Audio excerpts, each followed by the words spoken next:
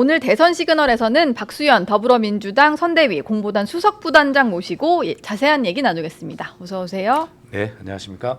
공보단에서 아주 중책을 맡으셨는데 어제 사실 저희가 여기서 방송을 하는데 바깥에 이재명 후보가 오셔가지고 맞아요. 출정식 하는 바람에 저희가 소리를 들어가면서 방송을 했었거든요. 그렇습니까? 근데 여기서도 소리가 넘어올 정도로 엄청난 함성이 좀 들렸어요.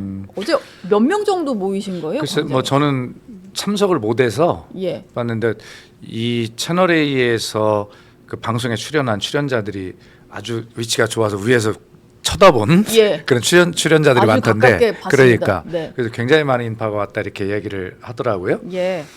근데 하여튼 중요한 것은 이 첫 출정식을 왜 이곳에서 했는가의 의미가 있지 않습니까? 예. 광장인데요. 사실 이 광장이라고 하는 곳은 저는 개인적으로 우리가 좀 광장 문화, 제대로 된 광장을 좀 한번 가져봤으면 좋겠다는 소망이 있어요. 우리가 유럽에 가면 광장 문화가 굉장히 발전해 있지 않습니까? 네. 다양한 사람들이 모여들고 예. 거기서 각자의 창의력이 발휘되기도 하고 열정이 넘쳐나고 뭐 이런 것이 이제 광장인데, 지금 우리나라의 광장은 이 광화문 광장 굉장히 좋습니다. 그런데 여기는 분열의 이 광장의 이미지가 아직까지 많이 있지 않습니까? 이번에도 사실은 저희가 이야기하는 그 내란의 밤, 칠흑 같은 이재명 후보의 표현에 의하면 칠흑 같은 밤을 이곳에서 끝낸 것이잖아요. 그리고 사실은 빛의 혁명이라고 부르는 그 응원봉의 그 문화가 이곳에서 시작이 된 빛의 혁명의 출발이기도 하고, 뭐 그런 의미가 있어서 이곳에서 이제 내란 종식이 아직까지도 시대의 목표이고 정신이다라는 것이 이제 강조된 측면이 있고, 예. 또 한 측면은 저는 금방 설명드린 대로 이제 네. 우리가 해야 할 일은 이런 분열과 대립을 끝내고 이제 새로운 정부는 통합, 또 그다음에 그런 어떤 용광로처럼 녹아드는 어떤 이런 여러 가지의 다양성들, 이런 것들이 포용되는 이런 광장 속에서 대한민국을 회복과 성장으로 이끄는 그런 어떤 힘이 이곳에 생겨나야 된다. 네. 그런 두 가지 측면에서 아마 이곳에서 아마 첫 출정식 네. 유세를 하지 않았나, 이렇게 저는 해석하고 있습니다.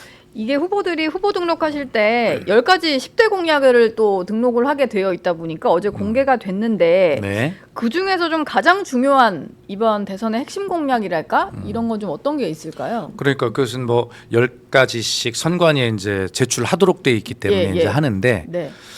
그중 1번 공약이 이제 AI 관련 공약이잖아요. 네. 그러면서 신성장 동력을 이야기했고, 지금 우리나라가 좀 전체적으로 보면 뭐든지 다 잘할 수 있고 잘 해온 그런 자신감이 있는 나라잖아요. 정말 예. 국민이 위대해요. 네. 그런데 지난 윤석열 정부 3년 동안 전 세계는 이 AI를 중심으로 한, 뭐 저는 개인적으로 그것을 인류의 문명사적 교체이다 이렇게 표현하는데, AI가 너무 급속히 발전하고 우리 생활 속에 너무 깊이 빨리 들어오는 느낌이 나잖아요. 네. 그만큼 세계적인 대세이고 흐름인데, 예. 여기에서 지난 3년 동안 우리가 뒤처진 느낌이 있어요. 느낌뿐만이 아니라 실제로 R&D에서 하는 대폭 삭감이나 이런 것들을 통해서 굉장히 좀 뒤처지고 있죠.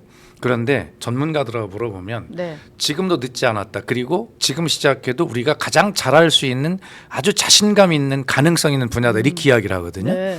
그래서 이재명 후보는 바로 예. 이러한 시대 정신, 또 시대의 필요, 문명사적 교체기에 뒤처지지 않는, 그러면서 이재명 후보가 이야기한 세계 주도 국가, 그것이 소위 이제 K 이니셔티브라고 하잖아요. 그것이 대표적인 분야로 바로 이 AI를 통한 신성장 동력, 네. 이것을 1번 공약으로 한 것인데, 예. 이것은 어떤 후보가 돼도 저는 똑같이 해야 된다고 생각합니다. 네. AI의 중요성은 뭐 다른 후보들도 똑같이 다 인식은 하고 있는 것 같아서 누가 되시던 간에 좀 힘은 모아줬으면 좋겠다는 생각이 좀 드네요.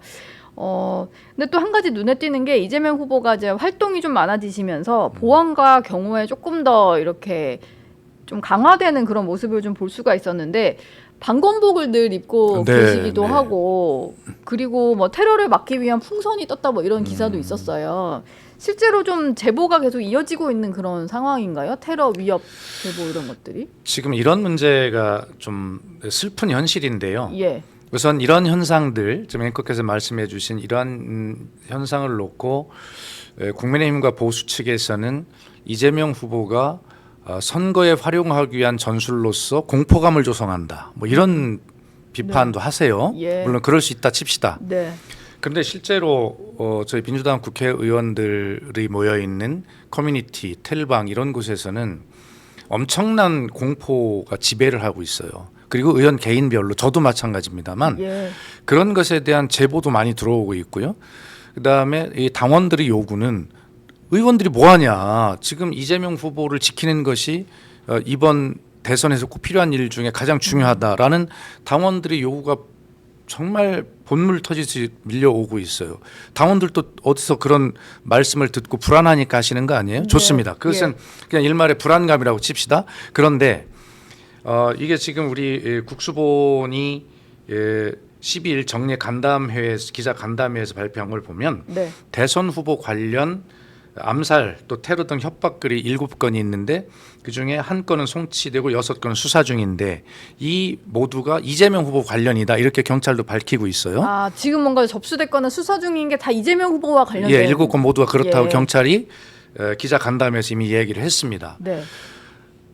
이렇게 경찰에 정식으로 경찰이 기소하거나 수사 중인 거 빼고도 우리 의원들 개인에게도 또 당 선대위로도 많은 제보들이 들어오고 있는데 그 중에 모든 것을 다 우리가 경찰에 막 다 넘길 수는 없잖아요. 예. 신빙성도 판단하고 하는 것인데 굉장히 그 책임감 있게 판단하려고 노력하고 있고요. 그 중에는 꽤 신빙성 있는 것들도 있고 네. 그런 것들은 사실은 경찰과 조용하게 협력을 통해서 해결할 수밖에 없지 않습니까?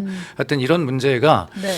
좀 외국에서 볼 때 대한민국의 민주주의의 취약성을 드러내는 그래서 대한민국의 대외 신인도를 떨어뜨리는 이러한 일이 되지 않도록 이것은 굉장히 스스로 부끄러운 일입니다. 예. 그래서 저희도 최선을 다하겠습니다만 정말 희망의 또 치유의 어떤 대통령 선거가 될 수 있도록 우리가 높은 민주주의 의식과 역량을 발휘하는 건 매우 중요하다 생각합니다.